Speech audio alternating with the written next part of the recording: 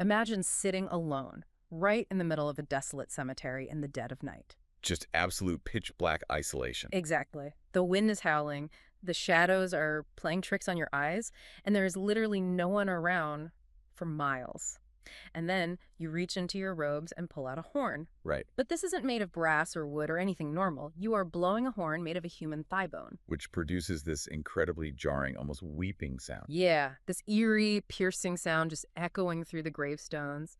And then you start beating a drum. But the drum is fashioned from two human skulls. Two skull caps joined together. Right, and as the rhythmic, hypnotic beat of this skull drum fills the air, you close your eyes and vividly, intentionally visualize your own body being chopped up. Piece by piece. Piece by piece, cooked in a massive skull cup and fed to a horde of terrifying, ravenous demons. It is an incredibly intense, undeniably visceral image. I mean, for most people, it triggers this immediate primal sense of revulsion. Oh, absolutely. Because, we are biologically and psychologically hardwired to protect our physical boundaries.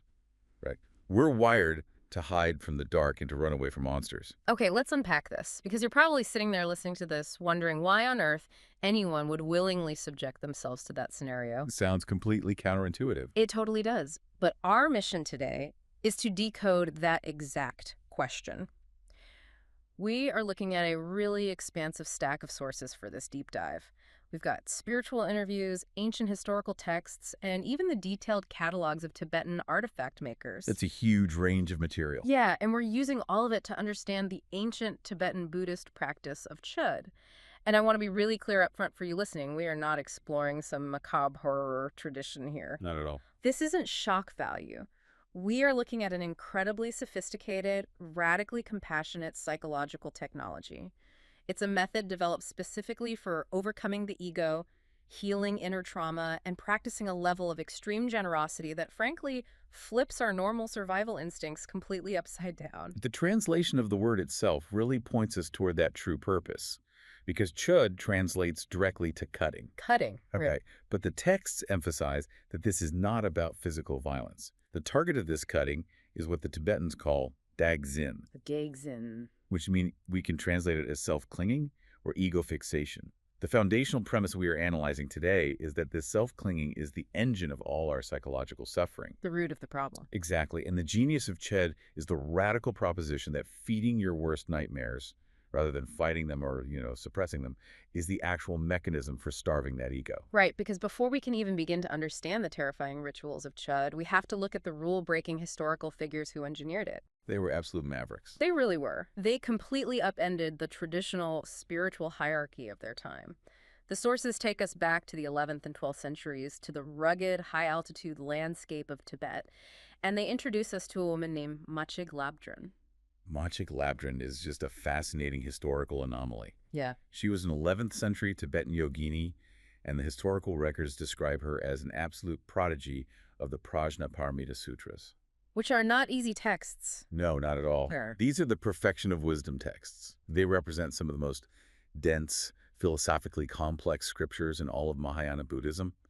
They deal primarily with this concept of emptiness, the idea that phenomena have no inherent independent existence. I always find it striking when our sources detail the environment she was operating in, because the standard model for mastering something as abstract as the Prajnaparamita Sutras in that era was strictly institutional. Highly structured. Right. You would expect a high-ranking, sequestered monastic male living in a massive monastery, spending decades debating these texts, but Machig wasn't a secluded monastic. No, she was a female householder. Exactly. She had a family. She lived in the messy, complicated, regular world.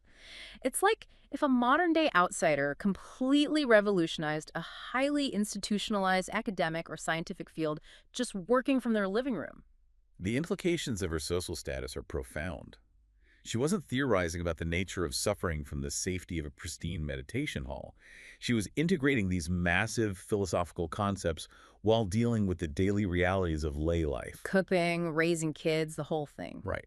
And her entry into the broader historical narrative really crystallizes when she meets her primary teacher, Padampa Sanjay. Okay, let's talk about him. He was an Indian Mahasiddha, a highly realized tantric master who had traveled from India all the way across the Himalayas into Tibet.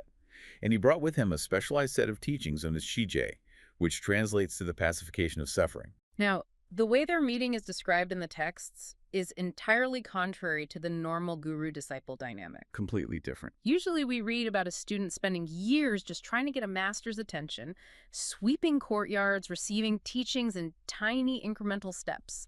But their encounter is described as a clash of lightning. That phrase, clash of lightning, is so evocative. It's meant to convey an instant, explosive moment of mutual recognition. Like they just instantly got each other. Exactly. Padampa Sangye didn't look at Machig Labdrön and see some beginner who needed to be molded. The Tantric framework describes him recognizing her instantly as a wisdom dakini. Let's define that term for the listener because dakini carries a lot of specific weight in this context. It does. In the Tantric tradition, a dakini is the embodiment of enlightened, active feminine energy. They are often associated with vast, uncontainable space and the fierce, direct realization of emptiness. So it's a very high designation. Very high. When Padma recognized her as a wisdom dakini, he saw that she already possessed the wisdom womb. Meaning what exactly? This is an experiential capacity. He realized she had the inherent psychological architecture needed to take his highly abstract philosophical teachings on pacifying suffering and engineer them into a concrete, actionable ritual. I want to focus on that transition from abstract theory to actionable ritual because it seems like the defining characteristic of their partnership. In the non-duality terminology our sources use, they describe Padampa providing the Vajra and Machig providing the bell. It is the classic tantric synthesis. Right. The Vajra symbolizes skillful means, the method, the indestructible reality. So Padampa provided the conceptual framework of the Shije teachings. And the bell. The bell symbolizes the direct experiential wisdom of emptiness. Machig provided the localized, grounded application of that wisdom. Together they created something completely new. They created a practice that didn't just ask the practitioner to, think about emptiness, but to literally visualize and feel the dissolution of their own ego. And the success of that synthesis is validated by what happened next historically. Because there is a prophecy from Padampa Sangye that our sources highlight regarding the trajectory of Machig's teachings.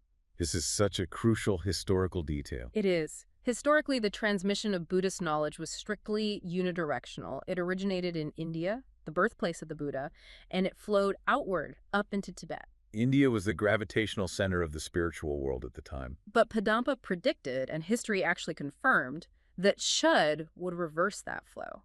Machig's system became the only major Buddhist tradition to originate in Tibet and flow back into India. What's fascinating here is the cultural magnitude of that reversal. It cannot be overstated.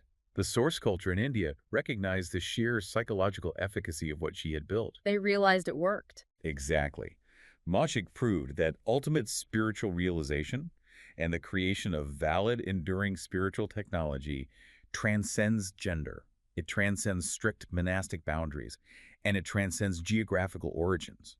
She bypassed the entire institutional apparatus because the methodology she developed was so undeniably functional. Functional, but on the surface, deeply terrifying. Without a doubt. Which brings us to the actual mechanics of the visualization she engineered. Now that we know who created this practice, we have to look at how a practitioner actually performs this cutting. The literal steps of the meditation. Right. The sources provide a meticulous step-by-step breakdown of the core meditation, and it is intense. It really is. It begins with the practitioner entering a highly concentrated state, often physically situated in a desolate or frightening environment, which we will analyze later. Yeah, we'll definitely get to the cemeteries. Right. But the first internal action is the ejection of consciousness. The practitioner visualizes their own consciousness, shooting up the central channel of their body and exiting through the crown of their head. And it doesn't just rest there as a formless observer. It undergoes a radical transformation. The consciousness transforms into a wrathful dakini. A fierce figure. Now, from a psychological perspective, why a wrathful figure? Why not a peaceful, serene meditator? Well, a peaceful figure represents harmony with what is. But the objective here is severing deep-rooted, stubborn psychic structures. You need a sharp tool for that. Exactly. The wrathful dakini is not angry in the sense of, ordinary human hostility. It is a manifestation of fierce, uncompromising clarity. It is the energetic force required to cut through the delusions of the ego that a passive state simply cannot penetrate. And she is holding the tool for that exact job. The visualization dictates that this wrathful dakini holds a kartika, a traditional crescent-shaped hooked knife. Right, a flaying knife. The practitioner literally watches as this embodiment of their own consciousness uses the hooked knife to slice off the top of their discarded physical head. It's a very stark image. The severed cranium is then visualized, expanding to an incomprehensible scale. The texts often specify 3,000 times its normal size. 3,000 times. Yes, it becomes a massive cosmic cauldron. The yogini then proceeds to chop the practitioner's remaining physical body into pieces, placing the flesh, the blood, and the bones into this giant skull cup. The scale of that expanding the skull 3,000 times seems very deliberate. It shifts the visualization from a purely physical, anatomical exercise into something cosmic. It completely breaks the mind's normal spatial constraints. It's not just a body anymore. Right. The mechanism there is creating infinite capacity. By making the skull cup that vast, you are preparing an infinite vessel for what comes next. Through the power of visualization and specific mantras, a fire is lit beneath this massive cauldron. So they're cooking it. The physical elements of the body are cooked, but it's an alchemical transformation. The gross matter, the flesh and blood, is boiled down and transformed into an infinite, pure, precious nectar. And this nectar has a specific property, right? Yes. The sources assert this nectar possesses the power to transmit the true, pure nature of the mind to anyone who consumes it. And the guest list for who consumes it is where the radical compassion of Machig's system really reveals itself. The visualization doesn't just offer this nectar to a select few.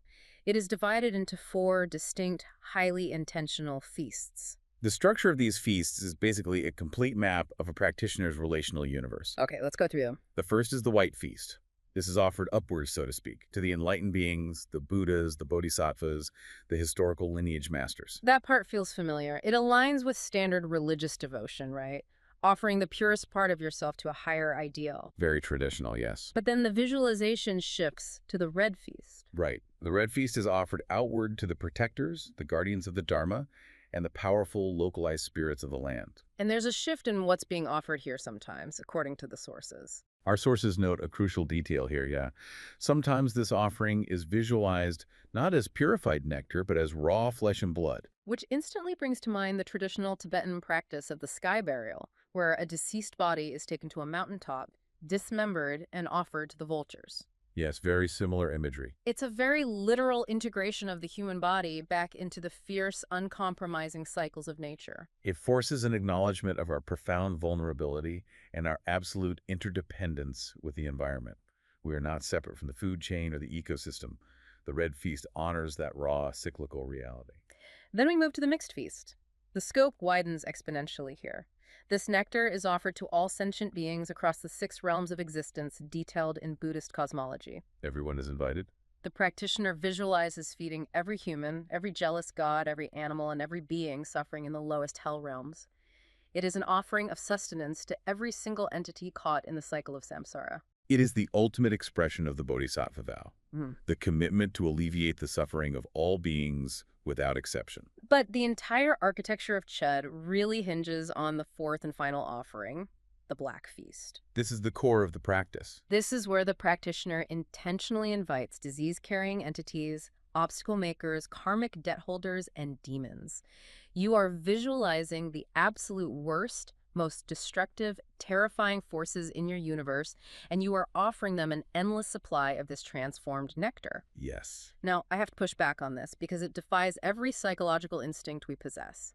If you know there is a disease or a demon actively trying to harm you, the instinct is to build a wall, to put up a shield, to protect yourself. Of course. Why would any sane mind deliberately set a table and invite the pathogen in for dinner? Because building the wall is exactly what empowers the demon. How so? Let's look at the underlying logic of the ego. When you build a wall, you are doing 2 things simultaneously. First, you are validating the objective reality and power of the threat outside the wall. And second, you are solidifying the identity of the self that is hiding behind the wall.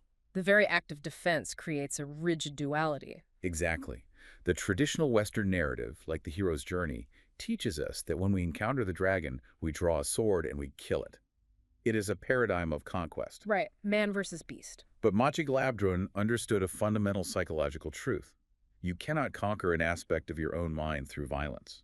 If you fight an internal demon, you are just locking yourself in an endless feedback loop of aggression. You're saying the resistance itself is what gives the fear its density. Yes, the mechanism in the Black Feast is not conquest, it is total satiation. Satiation. Remember the cosmic scale of the skull cup. The nectar is infinite. By offering the demon everything it wants, by saying, I will not fight you, I will feed you until you are completely full, you alter the dynamic entirely. Because you take away its reason to fight.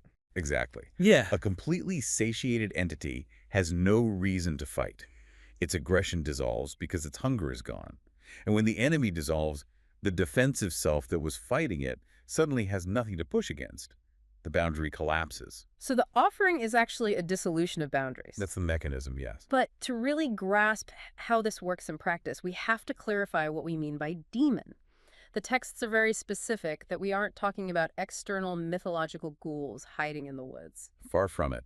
The Chöd texts provide a deeply sophisticated taxonomy of the human psyche. Way ahead of its time. Centuries before modern psychoanalysis began mapping neuroses, Machig Labdrön categorized our internal struggles into the 4 demons of the mind. These demons are the structural mechanisms of the ego itself. The first category outlined in our sources is the tangible demon, sometimes called the demon that blocks the senses. Right. This is essentially the trap of our physical reality. It encompasses our fixations on sensory attractions and revulsions. It is the belief that our well-being is entirely dependent on the material world. So in a modern context, this is the obsessive, gnawing desire for wealth, or the constant need to alter your physical appearance because you think beauty equals safety. Exactly. But it's also the opposite, right? Deep physical revulsion, hypochondria, or hating your own body. It's whenever physical phenomena solidify into a source of desperate attachment or profound aversion. It is the psychological weight of stuff. Yeah, that makes sense. The second category moves inward. It is the intangible demon, or the demon that cannot be controlled. This represents the trap of our own cognition, the runaway thought processes. If the tangible demon is the material world, the intangible demon is the anxiety loop. Totally. It's the incessant mental chatter. It's lying awake at 3:00 a.m., having a hypothetical argument with your boss, or doom scrolling through catastrophic news, convinced you can control the future if you just worry about it enough. It's the total hijacking of present awareness by the intellect. And we can see how feeding this demon rather than fighting it changes the outcome. If you try to aggressively stop a panic attack, you usually amplify it. You feed it by fighting it. The intangible demon thrives on your resistance to it. The third category is where the psychology gets incredibly nuanced. The texts call it the demon of exaltation, or the demon of pleasure and satisfaction. This is the trap of pride, specifically spiritual pride. It is arguably the most insidious of the 4 because it co-opts your successes. How does it do that? When you overcome a negative habit, or when you achieve a state of deep calm in meditation, this demon is the voice that whispers, "Look how advanced you are. You are better than the people around you." It's the spiritual ego. The ego realizes it can't win through anxiety, so it decides to win through superiority. Exactly. It's a very sneaky trap. It takes your genuine progress and turns it into a gilded cage. You become attached to the praise, to the title of expert, or to the blissful feelings of meditation, and you become terrified of losing that high status. Which perfectly illustrates why all 3 of these preliminary demons ultimately stem from the 4th, the root of the entire system. The demon of hubris. From the demon of the ego. The trap of I. Exactly. It is the persistent, unquestioned assumption that there is a solid, distinct, independent entity, called me, sitting inside your head, looking out through your eyes, that requires constant protection and validation. The man behind the curtain. Right. This core assumption is the source code for all human fear, particularly the ultimate fear of death.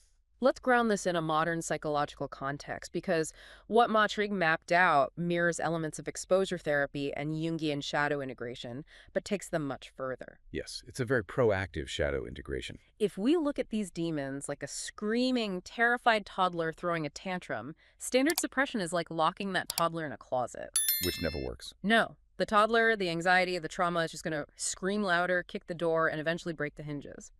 But Chöd argues for radical integration. You sit on the floor with the toddler, you figure out what the underlying deficit is, and you feed them. You bring total unshrinking awareness and compassion to your own shadow. This raises an important question, though. How does this visualization practically impact lived suffering? Right, does it actually work? That is addressed in a very compelling account from our sources.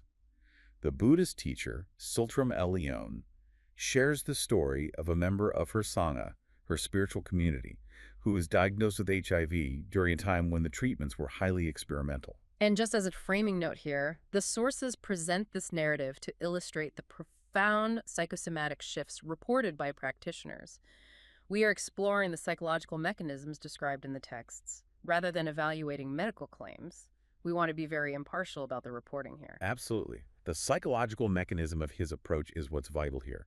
Confronted with a terrifying, potentially terminal diagnosis, his initial instinct was likely the same as anyone's sheer terror and a desperate desire to fight the illness, to view it as an invading enemy. Right, to kill the virus. But he chose to apply the Chöd framework. He externalized the illness through visualization. He identified his specific demon, the virus, as a house-sized yellow-green entity.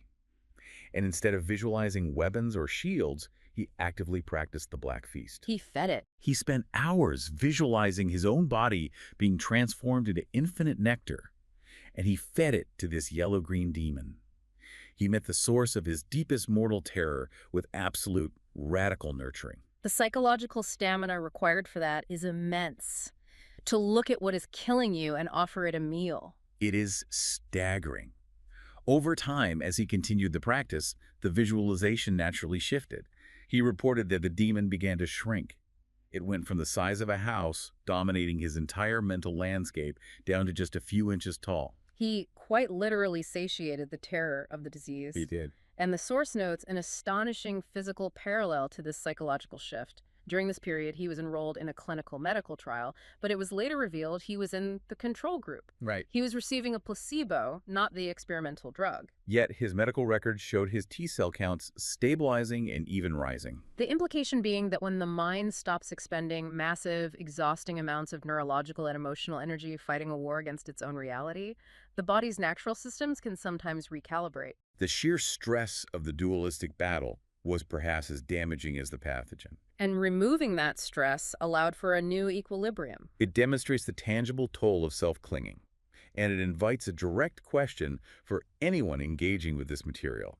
We all have our own variations of that yellow-green demon. Oh, definitely. It might be a lifelong battle with addiction, chronic physical pain, crippling imposter syndrome, or a deep-seated fear of abandonment. The challenge Chöd presents is, what happens if you drop the sword? What happens if you stop viewing that part of yourself as an enemy to be conquered and instead invite it to the table? The caveat, however, is that this degree of ego dissolution cannot be achieved casually. Right, you can't just fake it. The ego is incredibly adept at faking its own demise. You can sit on a comfortable cushion in a climate-controlled room and visualize feeding demons, and the ego will gladly play along, thinking, look how enlightened we are being, because it knows it is perfectly safe. It's just a thought experiment at that point. Which brings us to the physical tools and environments the historical practitioners utilized.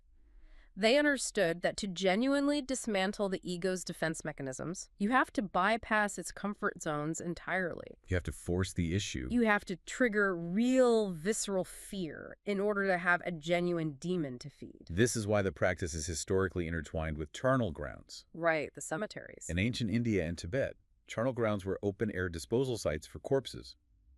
Bodies were left exposed to the elements to decompose or be consumed by vultures and wild dogs. Which is horrifying by modern standards. They were considered highly polluted, deeply terrifying places, socially taboo, and believed to be inhabited by malevolent spirits. If a charnel ground wasn't available, practitioners would seek out the most desolate, dangerous wilderness areas. Places where the threat of freezing temperatures, predatory animals, or sheer crushing isolation would naturally evoke the ego's ultimate fear of annihilation. It is deliberate psychological provocation. You are placing the physical body in a context of extreme vulnerability to draw the tangible and hubris demons out into the open. And once they are out in the open, the practitioner uses an array of intense physical instruments to anchor the ritual. Let's examine the Chöd Damaru. The drum. Our sources detail this as a double-sided hand drum. But traditionally, the resonating chambers are crafted from two human skull caps, known as kapalas, joined together at the apex. They are bound with leather, and the drum is played by twisting the wrist, causing small beaters attached to leather cords to strike the skins. Accompanying the drum is the kangling, the trumpet made from a human thigh bone that you described in our introduction. Now, the use of human remains is consistently the most misunderstood aspect of this tradition. It is absolutely vital to clarify the function here. Because it looks so dark from the outside. It really does. But this is not for macabre aesthetic shock value, nor is it a dark celebration of death. It is a highly engineered, inescapable meditation on impermanence. You cannot intellectualize death when you are literally holding a dead person's femur in your hand. Exactly. Most human cultures dedicate immense resources to sanitizing and hiding death. Yeah, we hide away. We isolate the dying in hospitals and use cosmetics on corpses to make them look asleep. We're terrified of the biological reality of our own end. We want to pretend it's not happening. By holding a skull drum and blowing a bone trumpet, the Chöd practitioner forces an unmediated confrontation with that reality. It is a physical reminder that the body you are currently clinging to with such desperation will inevitably end up exactly like the bone in your hand. It aggressively diminishes the ego's frantic clinging to survival. I mean, if you can sit in a graveyard, in the dark, playing music on human bones and make peace with that reality, the everyday anxieties of the ego start to look incredibly flimsy. The sources also detail how these instruments are adorned, which further shifts them from objects of terror to objects of sacred technology. The decorations have meaning. Yes. The Damaru is often decorated with specific mantras, such as Om Mani Padme Hum, the foundational mantra of compassion. So you have the ultimate symbol of death, the skull, inscribed with the ultimate symbol of boundless compassion. That's a profound contrast. It is. The semiotics of the colors used are also highly specific. The sources mention red, blue, and gold. Let's break those down. The red typically symbolizes the active, dynamic energy of compassion and the life force. The blue represents emptiness, mirroring the vast, unobstructed nature of the sky, a mind free of conceptual grasping. And the gold represents the absolute, indestructible purity of the enlightened state. And the sensory output of these instruments is just as functional as their construction. The hypnotic, rhythmic beat of the drum and the piercing, almost weeping sound of the trumpet serve as a sonic bridge. They induce a mild trance state. To keep the practitioner grounded. Right. The rhythm grounds the practitioner's nervous system in the physical environment of the charnel ground, while simultaneously elevating their cognitive state to maintain the immense visualization of the dakini and the four feasts. It prevents the mind from dissociating out of fear. When you lay all these elements out, the terrifying wilderness, the instruments of bone, the visualization of bodily dismemberment, it can seem overwhelming. It's a lot to take in. But the sources reveal that all of this intense methodology is merely a vehicle. These are skillful means designed to deliver the practitioner to two core, exquisitely beautiful Buddhist ideals: the perfection of wisdom and extreme generosity. We mentioned earlier that Machig Labdrön was a master of the Prajnaparamita, the perfection of wisdom. Right. The entire elaborate architecture of Chöd is designed for one singular epistemological shift: the realization of threefold emptiness. Threefold emptiness. Let's break down exactly what that means, because it's the philosophical linchpin of the whole practice. In our normal unenlightened state, we operate within a strict paradigm of duality. If I give you a gift, there are three distinct, solid entities involved. Okay, what are they? There is me, the giver, there is the gift itself, and there is you, the receiver. We view these as independently existing things. I am here, you are there, the object moves between us, it feels very solid. The perfection of wisdom argues that this separation is an illusion. Really? Yes. Threefold emptiness is the direct realization that the giver, the gift, and the receiver have no inherent separate existence. They are entirely interdependent. The giver only exists in relation to the receiver. The gift only has meaning in the act of transfer. So how does the Chöd visualization induce that realization? By taking the most solid thing we possess, our own body, and conceptualizing its dissolution and distribution to the most terrifying receivers. The demons. When the practitioner offers their visualized body to the demons and deeply contemplates the infinite nectar, the boundaries blur. The lines disappear. If we connect this to the bigger picture, the self that was so desperately protected is gone. The demon that was so feared is satiated and dissolved. The transaction itself reveals that neither the self nor the demon were inherently real to begin with.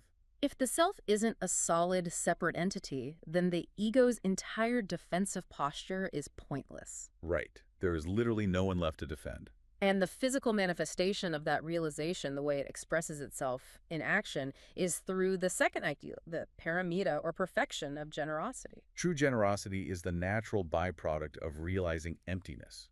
If you don't cling to a solid self, You don't cling to possessions. Our sources offer some profound parables to illustrate the psychology of giving, starting with the story of the Buddha encountering a remarkably wealthy man. Right, the man who couldn't give. This man was rich, but he was completely paralyzed by stinginess. The sources describe him as being so gripped by the fear of losing his wealth that his hands would literally cramp up.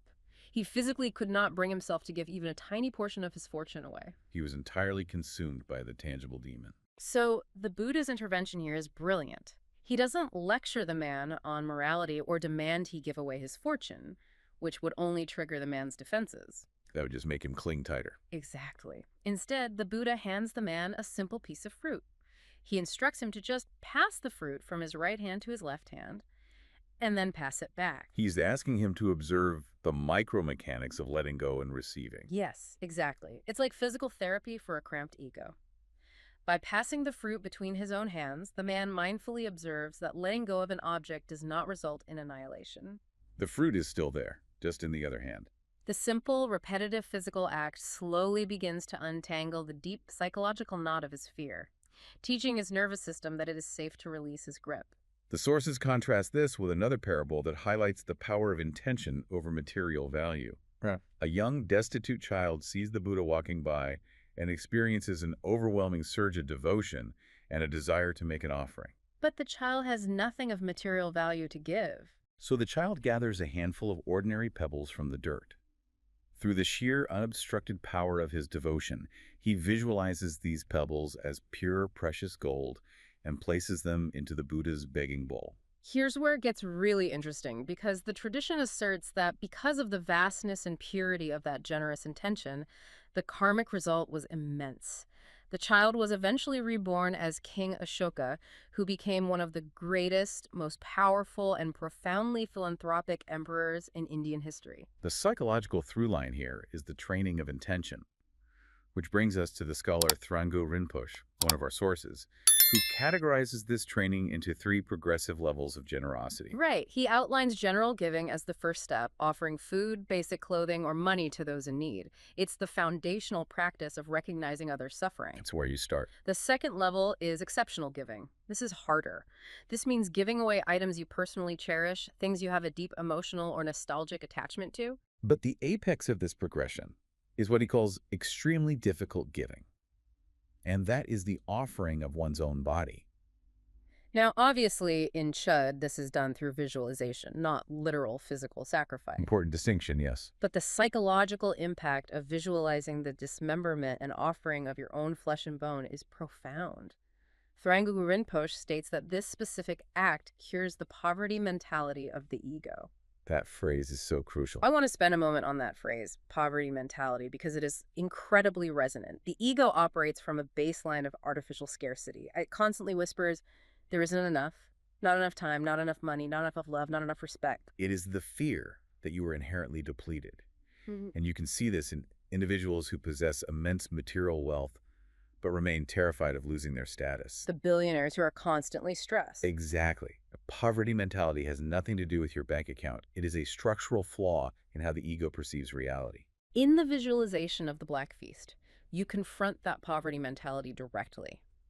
You take your most valuable protected possession, your life, your body, and you make it infinite. You expand it. You serve it to the most demanding, terrifying guests imaginable, and your stances take it all. There is an endless supply.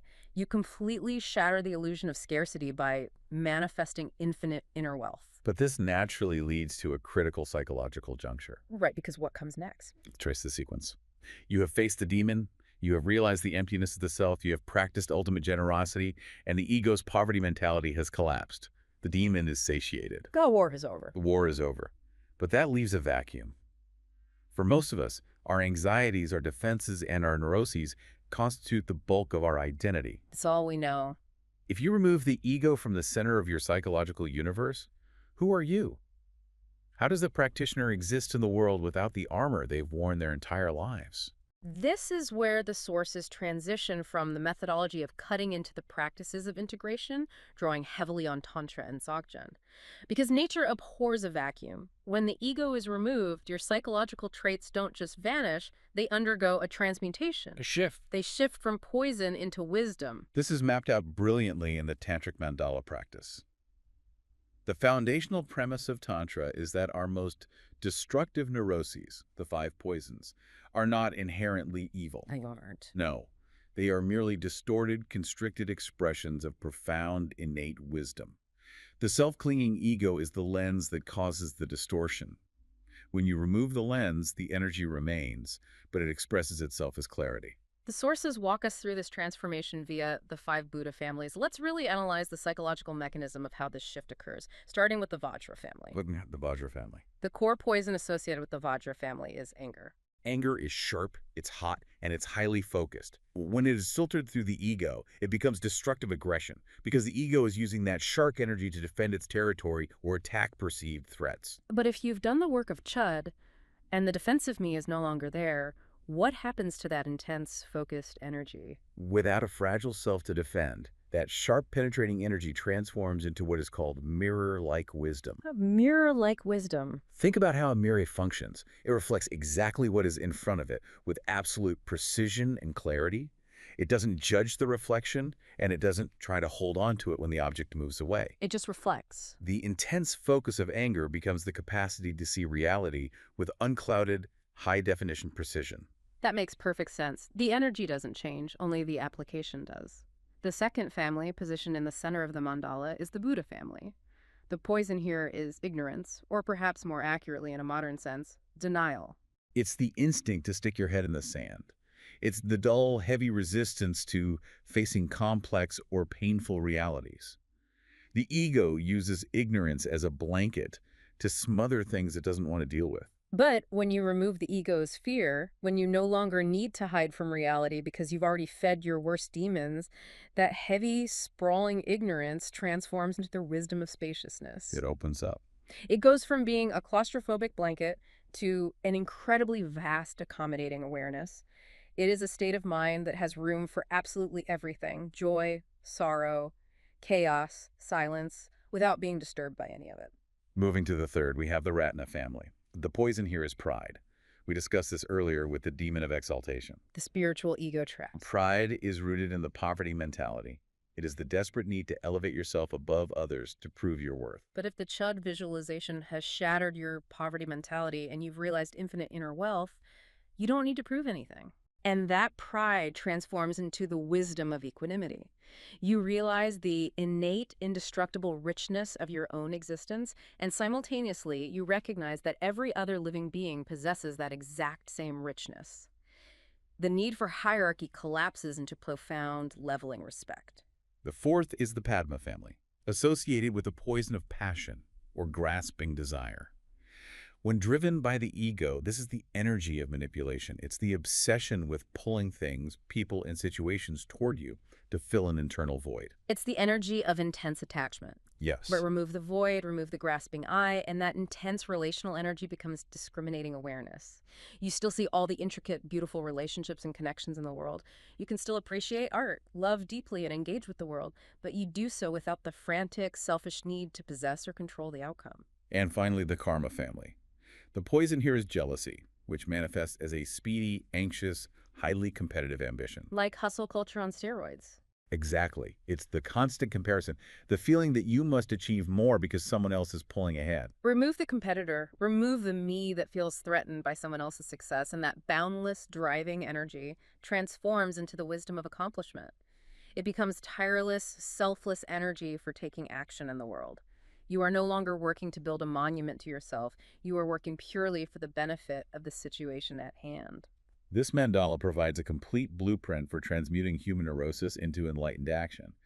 But our sources push the boundaries even further by introducing the Dzogchen view, which represents the pinnacle of Tibetan contemplative traditions. If Tantra is about transmuting poison into wisdom, Dzogchen seems to operate on an entirely different premise. It doesn't focus on transformation, it focuses on self-liberation. Precisely. The Dzogchen view asserts that the true nature of the mind is already fundamentally perfect, luminous, and empty. From the very beginning. From this ultimate perspective, there are no demons to feed, there is no body to chop up, and there is no poison to transform.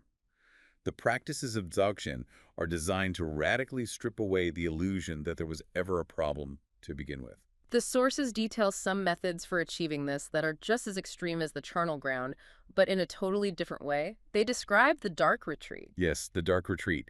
In this practice, a practitioner is sealed in a specialized room or cave in absolute pitch blackness for days, weeks, or even longer. Total isolation. There is zero external visual input. And the neurological result of that sensory deprivation is profound. The mind, deprived of external objects to latch onto, begins to project its own internal light. It creates its own visual field. The practitioner experiences vivid visions, colors, and shapes. And by observing these projections, the practitioner realizes experientially that the phenomena they experience are literally woven from the fabric of their own awareness.